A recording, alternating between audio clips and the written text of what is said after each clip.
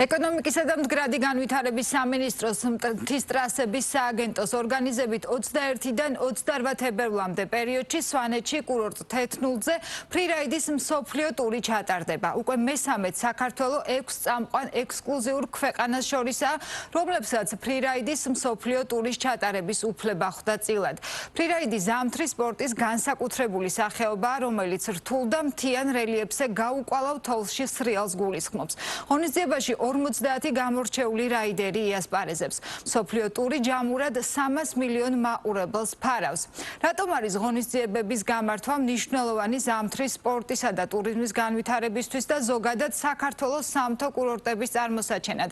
ამ და სხვა თემებზე მოამბე რეგიონების სტუმარი მთის ტრასების სააგენტოს დირექტორი ირაკლი ბურჭულაძე ისაუბრებს. მოგესალმებით ბატონო ირაკლი. მოგესალმებით, მადლობა მოწვევისთვის. ბატონო ირაკლი, ვიდრე ვისაუბრებთ ზოგადად ზამთრის კურორტებზე, მიმოვიხილოთ ფრირაიდის მსოფლიო ტური. ეს მიმართულება ჩვენთვის ცოტა ახალია და უფრო მეტი რომ უთხრათ მაყურებელს ფრირაიდის შესახებ და ასევე საინტერესოა რატომ არის მნიშვნელოვანი ამ ტურის ჩატარება საქართველოში და კონკრეტულად სვანეთში.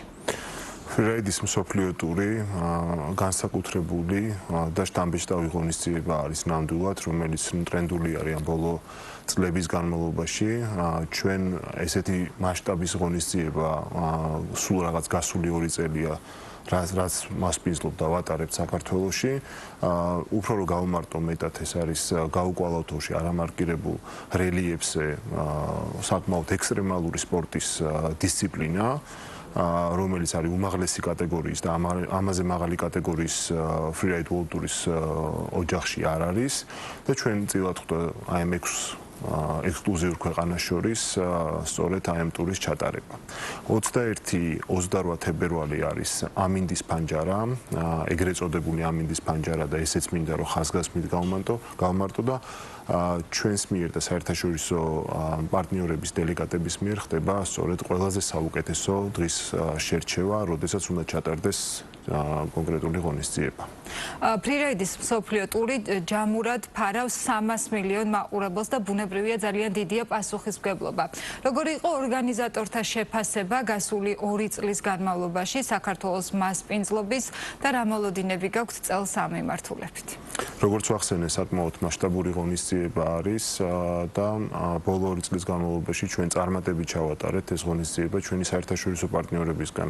დავიმსახურეთ მაღალი ნდობის ხარისხი, განსაკუთრებით მინდა გამოვყო პირველი წელი, პირველი სერია, როდესაც ჩავატარეთ. ეს არის ერთ-ერთი ყველაზე საუკეთესო ტური, რაც მსოფლიოს ფრირაიდის ისტორიაში ყოფილა და სწორედ ის ფაქტი, რამოდენიმე რეკორდი, რაც მოიხსნა ამ ღონისძიების ფარგლებში 2024 წელს, თუნდაც ის ფაქტი, რომ კაცები მაგალითად თხილამურებით ასპარეზობაში 90 ქულებზე მეტი აიღეს, ეს არასდროს არ მომხდარა ისტორიაში და ჩაითვალა ყველა იმ პარამეტრით, რომელიც წარმატებისკენ და ეფექტურ ჩატარებას მიუთითებს ამ ღონისძიების, სწორედ დასახელდა მსოფლიოში ერთ-ერთ ყველაზე საუკეთესო ყველა დროის ტურად. ასევე ვისაუბროთ მნიშვნელობაზე. რა მნიშვნელობა აქვს ასეთი მასშტაბური ღონისძიების ჩატარება საქართველოში, გარდა იმისა, რომ ეს ხელშეუწყობს ჩვენი ქვეყნის ცნობადობის გაზრდას და ტურისტული პოტენციალის ზრდასაც? ეს განუყოფელი ნაწილი არის, რაც ჩამოთვალეთ და ხაზგასმით ყოველთვის ჩვენ საუბრობთ იმაზე, რომ რა თქმა უნდა ცნობადობა, სპორტის ცნობადობა, დაინტერესება ძალიან მაღალი არის სპორტის მიმართულებით. ეს ჩვენ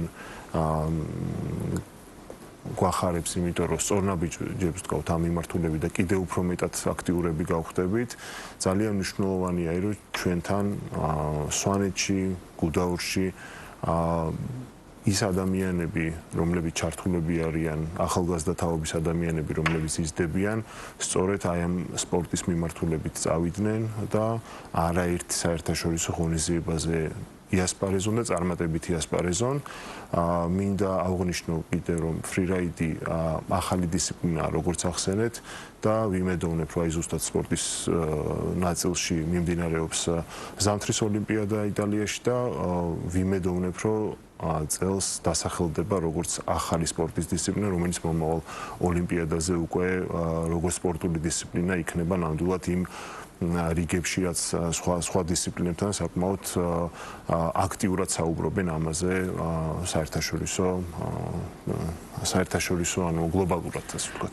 რომ ვისაუბროთ სვანეთის პოტენციალზე ბოლო პერიოდში გამართული ღონისძიებებიდან გამომდინარე, აქვე მაყურებელს ვეთქვი იმასაც, რომ ამავე პერიოდში ტურიზმის ეროვნული ადმინისტრაცია გემოფესტის გამართვას გეგმავს სვანეთში, ასევე ბაკურიანი უმასპინძლებს ჯაზ ფესტივალს. ასევე საინტერესოა, რამდენად უწყობს ხელს ასეთი ტიპის ფესტივალები ზოგადად ზამთრის ტურისტულ პოტენციალს. სვანეთი ფრირაიდის მიმართულებით და არა მხოლოდ ფრირაიდის მიმართულებით, ზამთრის სპორტის მიმართულებით, ზამთრის ტურიზმის მიმართულებით ეს არის უნიკალური ადგილი, რომელსაც უსაზღვრო პოტენციალი აქვს და ჩემი აზრით ყველაზე სწორად იყო ფრირაიდის შერჩეული ზუსტად სვანეთისთვის და აი ამ ფართო რთული ფერდებისთვის, რელიეფისთვის, რაც სვანეთში არის და ამის საშუალებას გვაძლევს საქართველოს. რაც შეეხება ტურიზმის ნაწილს, ეს განუყოფელი ნაწილი არის ფესტივალის და მე ძალიან მიხარია ის ფაქტი, რომ სწორედ ესეთი მასშტაბის ღონისძიება საქართველოს შიგნით, როგორც ესეთი ცნობადობის, როგორც არის გემოფესტი, სწორედ იმ პერიოდში წარდება, როდესაც ფრირაიდის დღეები არის, ეს რა თქმა უნდა ერთიორად გაზრდის ადგილობრივ საერთაშორისო თუნდაც ვიზიტორთა რაოდენობას სვანეთში და ძალიან ხელს უწყობს ზოგადად მსგავსი ფესტივალები, რაც ბოლო წლების განმავლობაში ნამდვილად აქტიურად არის აბსოლუტურად ყველა კურორტზე. ახლა კი გადავინაცვლოთ სხვა რეგიონებში, ზამთრის კურორტებზე როგორ მიმდინარეობს სეზონი, ბაკურიანში კოხტა სასრიალო არეალის გახსნით მოხდა სეზონის გახსნა და ასევე უნდა აღვნიშნოთ გათოვლიანების სისტემის მნიშვნელობაც. რა ვითარება ახლა ბაკურიანში? ზოგადად ყველა კურორტზე სეზონი აქტიურად მიმდინარეობს, ნალექი საკმაოდ დიდი იყო და ეს ფაქტობრივად ხელს გვიწყობს ჩვენ, რომ აბსოლუტურად ტრასები ის ინფრასტრუქტურა, რაც ტრასის ინფრასტრუქტურა არის, ანუ გამართული იყოს. გათოვლიანების სისტემა კონკრეტულად ბაკურიანში ძალიან დიდ როლს თამაშობს და ჩვენ რო არა გათოვლიანების სისტემა ფაქტობრივად მაინც გაგვიჭირდებოდა სეზონის დროულად გახსნა და ასევე გათოვლიანების სისტემა ახანგრძლივებს სეზონს და ეს ყოველთვის მიმზიდველი არის, იმიტომ რომ ფაქტობრივად, როდესაც გაქვს ბაკურიანში ამხელა ესეთი გამართული ინფრასტრუქტურა, შენ უხეშად იცი, როდის შეგიძლია დაიწყო სეზონი და როდის დაამთავრო. თუმცა წელს საკმაოდ გვიან დავიწყეთ, მაგრამ საკმაოდ აქტიურად და კარგად მიმდინარეობს სეზონი. დიდველზე წელს ზამთრის სეზონზე პირველად ჩაირთო პანორამა ფუნიკულიორი. როგორია დაინტერესება ვიზიტორების და რამდენად არის დატვირთული? პანორამა ფუნიკულიორი ნამდვილად სიახლე იყო ბაკურიანში ზამთრის სეზონზე. აქტიურად მიზიდულობის ფაქტობრივად ადგილი, ან მიზიდულობას ქმნის ვიზიტორთათვის, რომ კარგი ატრაქცია არის.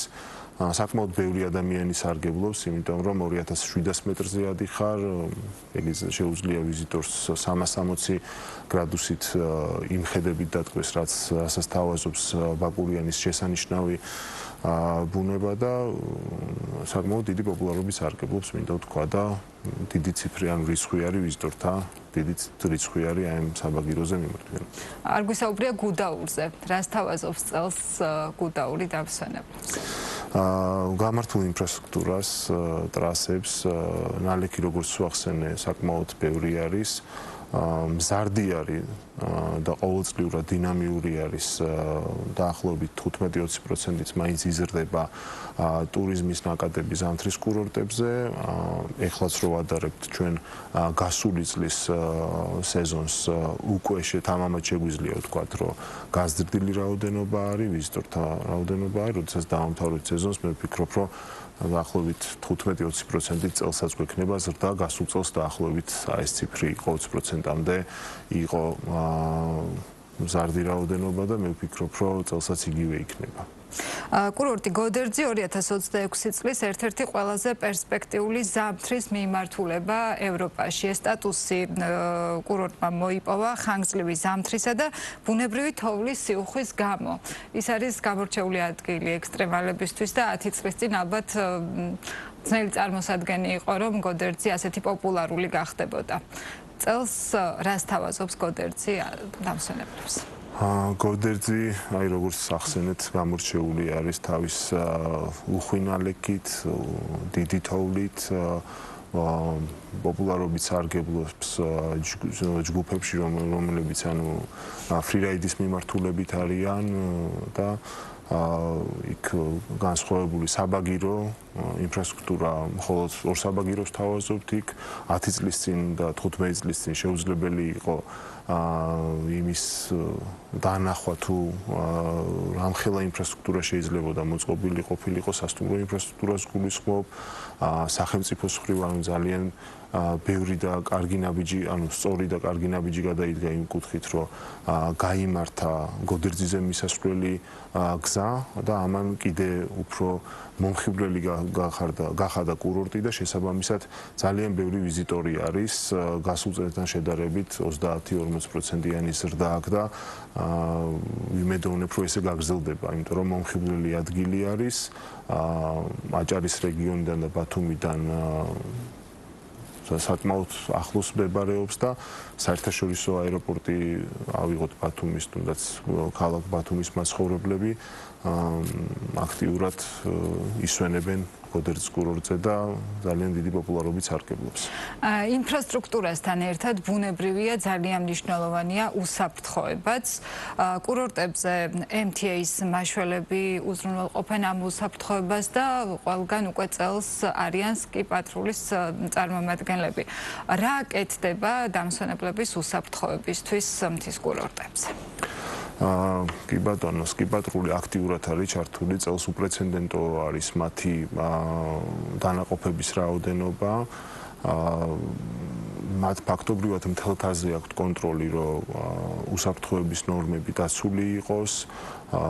ეს ამცირებს, რა თქმა უნდა, ძალიან ბევრ რისკს მთაზე, თუმცა აქ ჩვენი მაშველებიც პარალელურად მუშაობენ, ჩვენ მაშველებს ძალიან დიდი როლი აქვთ უსაფრთხოების კუთხით და ეს ტანდემში არიან პატრულთან, სკი პატრულთან ერთად.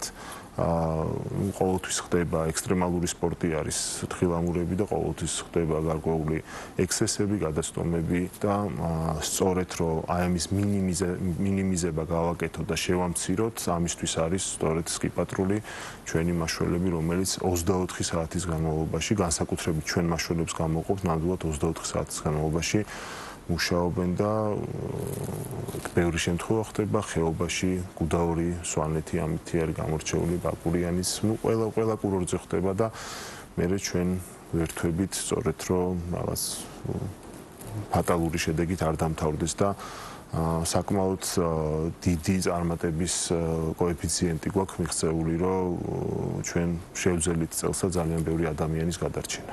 ძალიან დიდი მადლობა ბატონო ირაკლი, წარმატებებს გისურვებთ. მთის ტრასების სააგენტოს დირექტორი ირაკლი ბურჭულაძე პასუხობდა მოამბე რეგიონების შეკითხვებს.